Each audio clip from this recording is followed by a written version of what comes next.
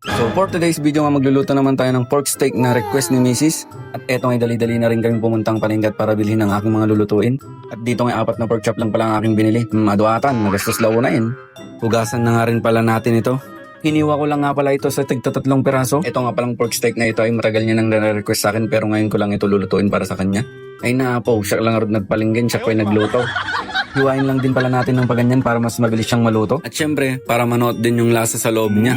Dito nga pala ay gagamit din tayo ng bawang at hiwain lang natin siya ng paganyan-ganyan. Pino lang siya. At dito ay mamarinate lang natin yung pork chop at ilagay na rin natin yung bawang. Maglagay na rin tayo dito ng pinong paminta.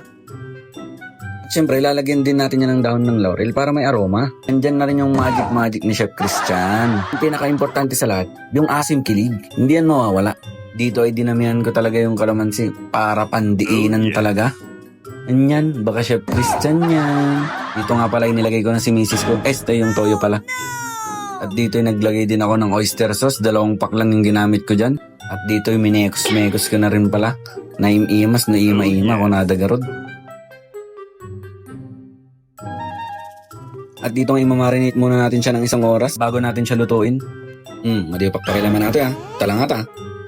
At wag nga din pala natin kakalimutan dito yung sibuyas. Hiniwa-hiwa ko lang din siya ng pabilog-bilog. At pinaghiwalay ko nga lang din pala sila. Baka kayo naman ng asawa mong maghiwalay. Pagkatapos nga pala ng 1 oras ay pwede na itong lutuin. Dito ay pinainit ko na rin pala ang aking mahiwagang palayo. Naglagay na nga rin pala tayo dito ng mantika. At nung mainit na nga isa-isa ko na rin pala itong prinito. Saglitang prito lang to At dahil mamaya gagamitin pa natin yung pinang-marinate nating sauce upang dun iluto. Ito nga pala yung pinang-marinate nating sauce na sinasabi ko kanina. At dito nga pala yung naglagay din ako ng Sprite para sa mas magandang kombinasyon ng asim at tamis. At nung maprito na nga, sinet aside ko muna. Siya nagluto kay mabisinak na talagan. At dito nga ipapakuluan na rin pala natin yung pinang-marinate nating sauce kanina at nilagyan ko na rin pala yan ng tubig. At nung kumuloy, isa-isa ko na rin palang nilagay dito yung pork chop na prinito natin ng half cook kanina.